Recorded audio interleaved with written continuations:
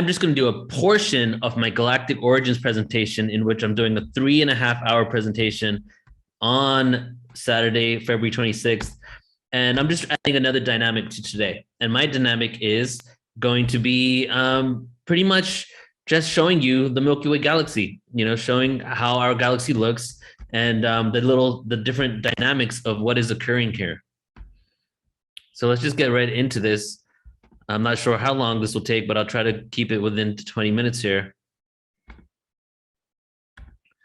Jumping right into the middle of my presentation, and well, not the middle, more like 10 slides in.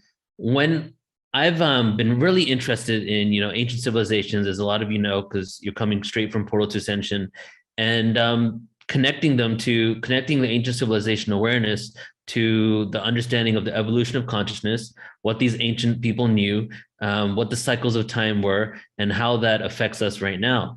And within that, I did a presentation that's on Portal to Ascension. It's on our YouTube, called Creation Stories of Ancient Civilizations. And I'm doing that as well in a few months, a larger version of that presentation on Portal to Ascension. You guys will get the email for that. And when I was doing this research, I realized that there were two distinct types of stories, right? Two types of stories that we find in creation stories of ancient civilizations, of origin myths, right? Where we all came from. And the two stories that I split into these categories myself are prehistory stories, right? Meaning before Earth was created, and Earth history stories, which seem to be some sort of drama that took place on Earth when we were created. But some of these Earth history stories could also maybe be off-planet stories that happened with extraterrestrial races before we even, came to Earth. So when I was looking through this, I actually went through over 300 origin stories for my creation story presentation. And I saw that the before Earth stories really spoke about time and space, right? Metaphors to symbolize time and space, or nothingness, or the void. And then we have the stories of Earth's human origins, such as the Sumerian story, Greek's ancient story, Egyptian origin stories, and more. And then, of course, if you have like the Greek one, where you have Zeus and all that, that could be argued to be actually an extraterrestrial story that is beyond the experience on Earth. And here's an example of the prehistory stories. Well, in science, right, mainstream science, we have this. These are my own. I created these myself right here based on my research on what they're saying, just to kind of summarize it. Mainstream science, we have cosmological models maintain that 13.8 billion years ago, the entire mass of the universe was compressed into a gravitational singularity, the so-called cosmic egg, from which it expands to its current state following the Big Bang. So you probably heard of this one. This is the Big Bang story, right? Interesting to note, they actually use the term cosmic egg that comes from ancient scriptures, that same term.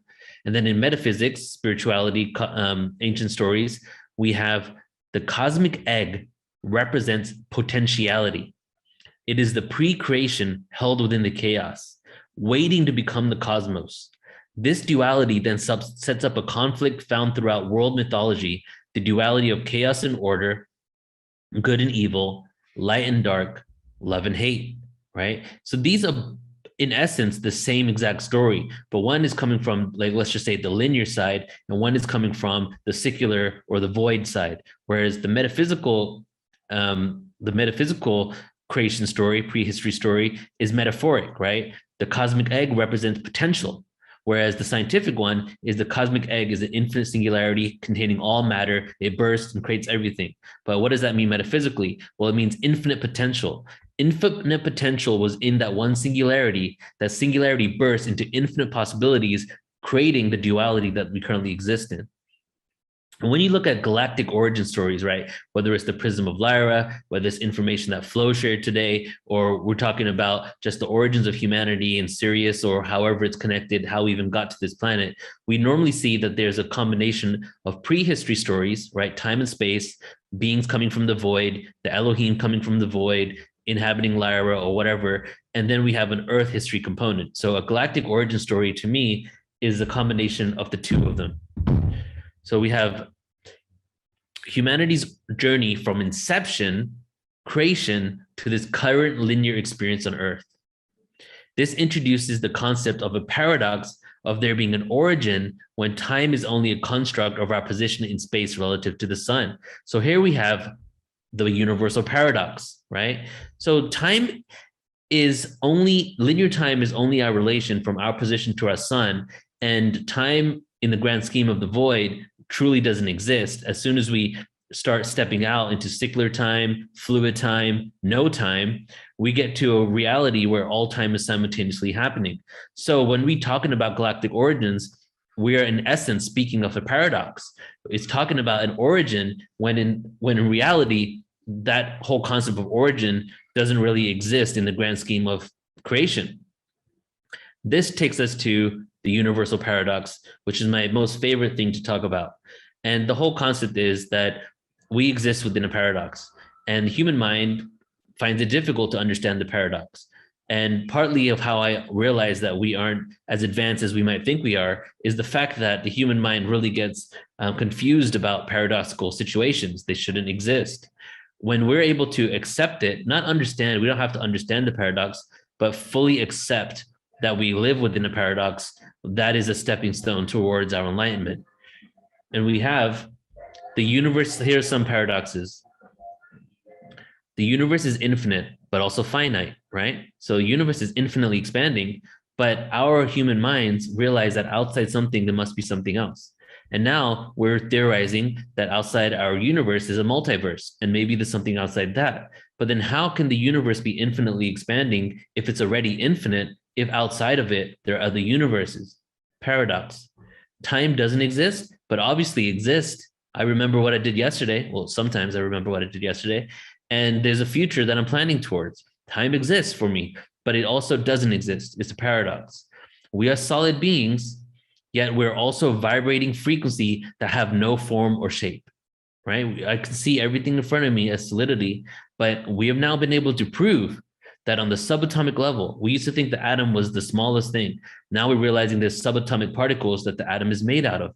And those subatomic particles are vibrating, not just vibrating, but vibrating in and out of reality, a holographic projection of consciousness. It's been proven through quantum physics that we're not just vibrating, but actually phasing in and out when we look at ourselves on the subatomic level. So that's a paradoxical right there. The universe exists within the paradox. So before we get into more of the Milky Way dynamics here, I'm just going to break down the concept of dimensions a little bit and the mechanics of our galaxy. So what are dimensions? We hear that term quite often. We throw it around a lot. We talk about higher dimensions and all that. So here are two different takes on it, both the same take, but just through different lenses. We have the physics and mathematical perspective, and we have the spiritual and consciousness perspective. Physics and mathematics says a dimension of space is defined as the minimum number of coordinates needed to specify any point within it. Therefore, a line has a dimension of 1 because only one coordinate is needed to specify a point on it. Simple as that for when it comes to physics and math, right? It's only the beginning though. Spiritual and consciousness, a realm and or a frequency of experience that can be obtained through various forms of conscious awareness, soul contracts, karmic agreements, and more. I throw and more in there because for us to really know all the different ways to shift into different dimensions, I feel there is much more than we probably even realize. And if you heard any of Bashar back in the day, he would say that movement is an illusion. All we're doing is shifting into a parallel reality where we exist in that position already, right? So when I'm walking from one place to another, I'm just shifting from dimensional, from holographic projection to holographic projection in which I just happen to be in that reality, but the illusion of movement is what I see.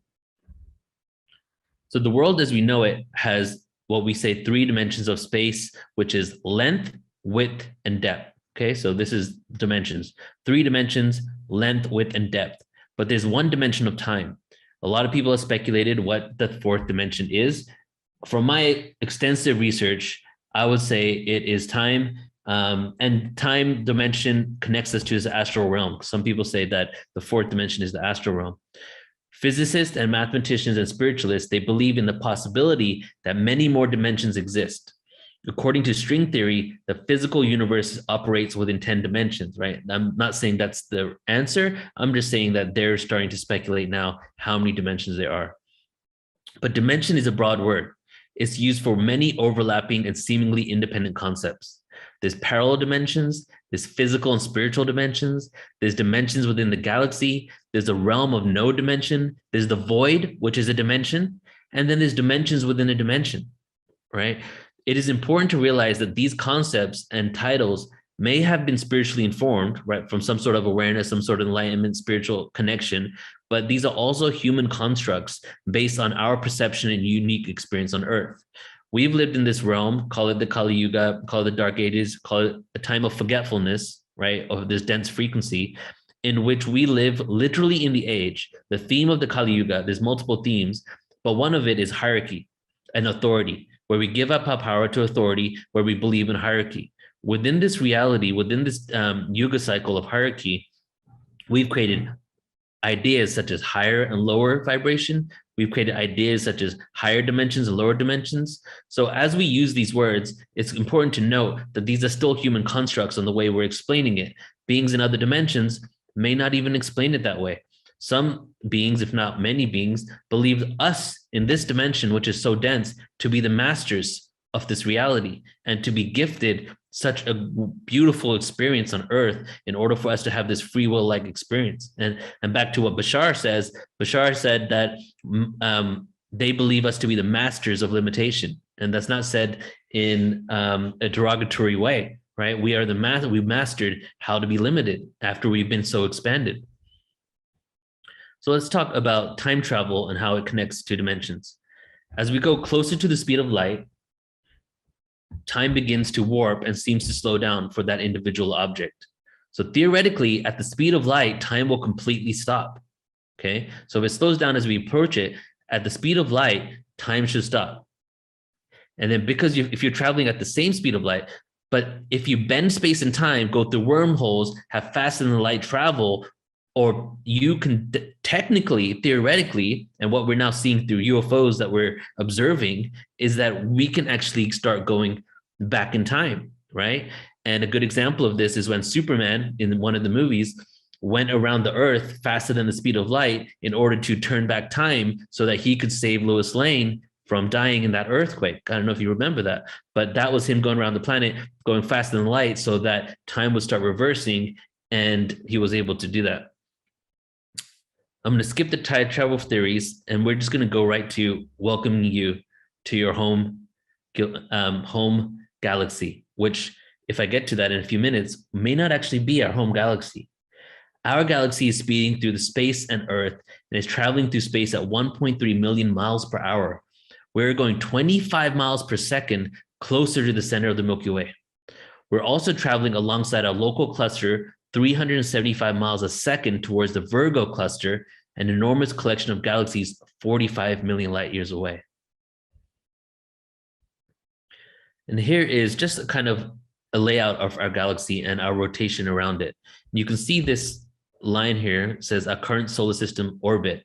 So we're orbiting around our galaxy. And I don't know if you can notice, but we're actually not at the ends of the spiral in which we have been told since, before the 90s, but was definitely something I was taught in school. The Earth is at the ends of the spiral. We're now realizing that Earth and our solar system is positioned closer to the middle part of the distance between the supermassive black hole in the center of the galaxy and the outer arms. As we go through our galaxy, we encounter all types of cosmic weather that has an effect on our solar system. For example, when we pass through this area right here, passing through dark interstellar dust clouds could have altered Earth's climate, perhaps leading to episodes of global glaciation. So the whole component of we're directly responsible to the experience on Earth in regards to climate change and all of that has been proven to be not entirely correct. And the reason why is that our galactic climate or weather, if you will, has an effect not only on the consciousness of us on this planet, but also, the way our environment and ecosystem looks. And you can see from the center of the galaxy, the Milky Way, the black hole, to the edge is around about 30,000 years. But this is interesting right here. Check this out, because right now I'm just giving you a little observation of our Milky Way galaxy, just to throw in some awareness here to just bring context to what we're speaking about, because we're going cosmic for this event. The solar system wobbles. This is mainstream science, okay? The solar system wobbles up and down 200 light years on either side of the galactic disk, the photon belt, the milk of the Milky Way galaxy. When it wobbles above, Earth may be exposed to more cosmic waves from the galaxy's bow shock. So we're doing this. Here's the flat plane of our galaxy. We're going down 200 light years, up 200 light years. And guess how long it takes? Around 25 to 26,000 years, right? The same distance as our solar system to the center of our galaxy, interestingly enough. The same as the cycles of time, the same as the Mayan calendar. So lots of synchronicities here. And as we go up, right, Age of Aquarius, going into this, all of a sudden there's a bow shock of cosmic waves that starts bombarding our solar system, creating an entirely different experience on Earth, right? And this is directly connected to the cycles of time, the evolution of consciousness, leaving the Kali Yuga, going into the Dwapara Yuga, the bronze, the silver, the golden age, and then back down again. And around 10,000 BC, right here, we have, Atlantis, right? And that was right when we started going through the photon belt in the last phase of Atlantis, basically collapsing, if you will. That's just as I'm saying it lightly. Many things happen there, and then going down and then going back up again. And we have actually proven that we're doing a fractal, a Fibonacci spiral up and down of our Milky Way photon belt. That's just another image of where we are. Let me just take a moment here before bring on Alan to present as well, to talk to you about your supermassive black hole in the center of your galaxy. It has the mass of 4 million suns.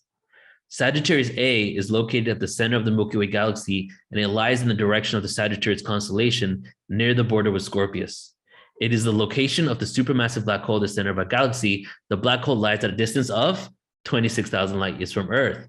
Well, it's interesting because we can't actually see the black hole. All we can do is see light around it. So Sagittarius A has been what we've dubbed as the entrance to the supermassive black hole because we see light bending there. Last piece of information I'm going to leave you guys with. So we have actually been, so this is another galaxy, this dwarf galaxy that you see right here is called Sagittarius, not to be confused with the constellation Sagittarius A that's towards the center of our galaxy. There has been this dwarf galaxy called Sagittarius, and some of you might remember from school that we were told that the Andromeda galaxy in many million years from now is going to collide with our galaxy, and we're going to merge, create a supermassive galaxy. Well, something on that level is actually already occurring and has been occurring for millions, if not over 1 billion years. There is a galaxy, a dwarf galaxy called Sagittarius right here that has been integrating with our galaxy. And this is an artistic representation of it. But now the next slide is going to be a slide of the last, I think, 1 billion years of how this galaxy integrated with us. But what's interesting is a new theory suggests that Earth originated in this galaxy. And there's papers on it, research studies, you'd have to go deeper into it. But basically that Earth was a part of that solar system, was in that galaxy. And many years ago, right, we became a part of the Milky Way galaxy. And as the solar system began, it was absorbed closer to the supermassive black hole. And then we started spiraling outwards in the reversal period of a supermassive black hole. Because now here's another thing that we've actually proven is that black holes have a reversal period, meaning they go through the opposite of what they do over certain periods of time. And the last time our supermassive black hole did that was millions of years ago, but we're still seeing the cosmic dust and ether and the matter that was spewed out from that. What is the opposite of a black hole? A white hole. Do all massive black holes or even black holes in general have a reversal period?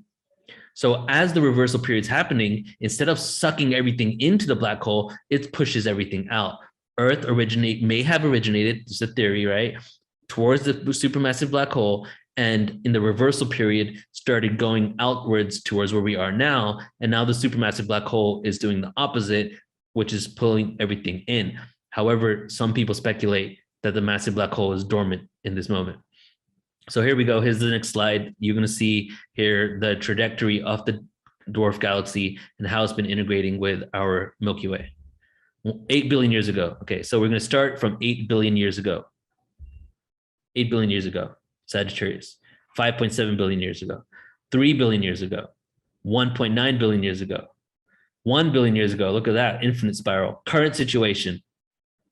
One more time.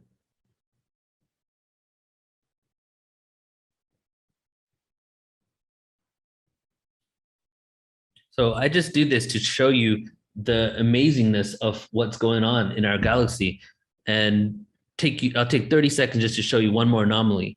This is something that has also happened in our galaxy too. There was a triple star system that moved close to the center of a Milky Way galaxy. One of the stars of that triple star system fell into the black hole. The other two got sent out into space because of the rapid frequency and the rapid rotation around our black hole was so fast, it just spewed it out into space. Those two stars went out into space, ended up rotating around each other, eventually colliding and creating one star, creating what we now know as a blue straggler. And then the blue straggler travels away into the depths of the universe to hopefully one day be picked up by another galaxy and do whatever it does best. So there's amazing things going on in our galaxy all around us. And that's all I wanted to share with you guys. So let me get out of here.